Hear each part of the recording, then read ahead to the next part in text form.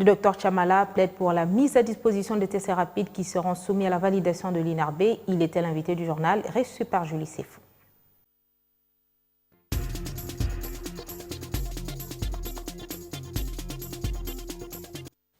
L'évolution du coronavirus en République démocratique du Congo semble lente par rapport aux prévisions, pas un motif pour baisser la garde, mais au contraire, il faut créer de la résilience qui passerait aussi, bien évidemment, par des tests, par le dépistage précoce.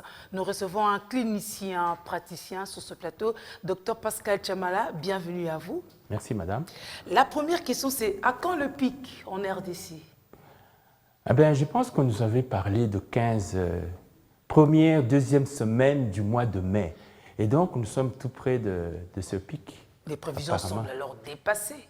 Ben, elles ne sont pas dépassées. Nous avons une faible capacité de dépistage. Hein. Nous faisons au plus 300 tests par jour. Ce n'est pas suffisant pour découvrir tout ce qu'il y a comme corona dans la ville. Et c'est peut-être ça qui donne une fausse impression que ça déroule doucement.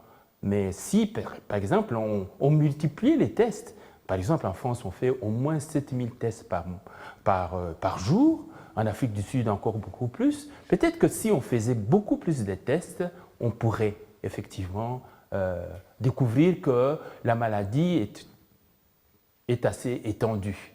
Mais comme on ne fait pas suffisamment de tests, on a peut-être cette impression que l'évolution, pourtant exponentielle, est lente.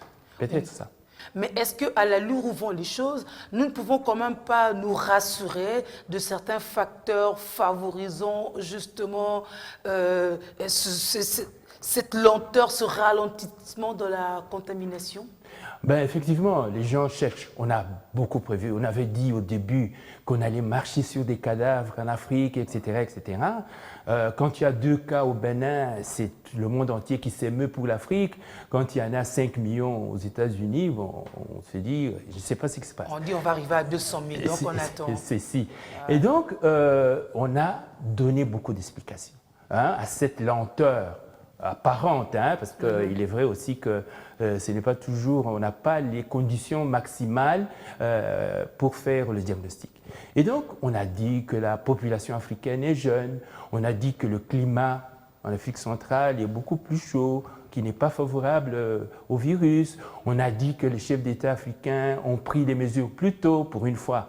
On reconnaît qu'ils ont fait quelque chose. Alors peut-être qu'on pourra atteindre ce nombre si élevé, mais peut-être que le problème de souche va atténuer chez nous. Vous croyez-vous aussi en des souches différenciées de coronavirus selon certaines théories? Il y en a A, B et C. Effectivement, il y a maintenant plusieurs sortes de coronavirus, comme le virus du sida. On a le sida HIV-1 et HIV-2. Actuellement, on dénombre plus ou moins 7 sous-types de coronavirus. Est-ce que l'Afrique est atteinte par ces souches moins virulentes? C'est possible, mais en tout cas, on doit attendre encore longtemps pour pouvoir conclure à cela. Mais je pense qu'il ne faut pas rester les bras croisés en se disant qu'on attend que ça aille, qu'on continue ces décomptes macabres. Aujourd'hui, Kinshasa, 700 cas. Demain, 800 cas. Non. Nous devons faire en sorte que nous puissions détecter le plus tôt possible l'infection pour prendre en charge médicalement, et c'est possible. Mais comment cela se ferait alors que tout à l'heure vous disiez qu'en République démocratique du Congo, le top c'était 200 ou 300 tests? Oui, c'est ça, 300 tests, bon, c'est la biologie cellulaire. Ouais. Il est possible d'améliorer cela en faisant ceci. En mettant en place, par exemple ici à Kinshasa, au niveau des centres de santé, j'ai dit bien des centres de santé, pas au niveau de l'université. L'université, c'est un endroit où on fait de la haute médecine, de la haute science. Au niveau des centres de santé, des zones de santé. Dans Kinshasa, il y en a 30. Oui, tel qu'on fait le comptage, autant des zones de santé infectées. Voilà, c'est ça. Donc, il y a 35 zones de santé. Si dans chaque zone de santé, on mettait dans un centre de santé, un centre de diagnostic avec des tests rapides qui existent, je pense qu'on ferait un tri beaucoup plus important et qui nous permettrait non seulement de prendre les personnes malades plus tôt en soins, plutôt que d'attendre qu'ils en viennent à la nécessité des respirateurs, par exemple. Non, la maladie a une évolution qui permet qu'on puisse la stopper dans les stades les moins difficiles. Il est vrai que les priorités maintenant sont accordées en premier lieu à la santé, mais est-ce que nous on a prévu cette dépense parce que le test coûte quand même de l'argent. Il faut les avoir au quotidien, en quantité. Oui, c'est vrai. Nous avons vu ce qui s'est passé en France parce que le domaine public, la santé publique a été négligée. Alors, on constate qu'ici, on continue à faire la même chose. Non, il faut investir dans la santé publique. Parce que c'est parce que les hommes se portent bien et qu'ils jouissent d'un bien-être qui vont participer au développement. Et donc, je pense qu'on a, enfin, pas tort, j'ai dit qu'on néglige l'hôpital public. Peut-être parce que mal équipé. Mais mal équipé, mais qui équipe l'hôpital public? Ou détérioré par vous, les usagers. Madame, voilà. Je peux vous dire ceci, que par exemple dans la lutte contre le corona, maintenant, qu'est-ce qui se passe? Nous avons un seul centre qui fait les diagnostics. Ce n'est pas normal. Dans une ville de 12 millions d'habitants, dans 80 millions de personnes, on n'a qu'un centre qui fait ça. Et un centre et même une équipe qui fait ça. Voilà. Il faut que des gens se déplacent de Kinshasa pour aller faire des prélèvements, voilà, revenir et peut-être repartir, chercher les personnes concernées. Voilà, c'est trop de charges sur le dos de ces gens.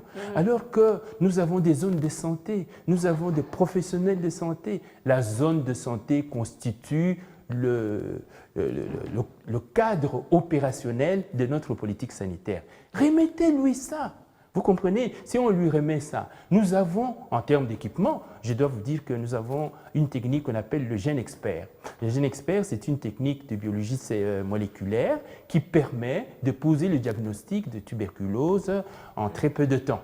Mais ces appareils ne sont dédiés qu'au diagnostic de tuberculose. Mais dans le contexte actuel, on peut les adapter au diagnostic de Covid.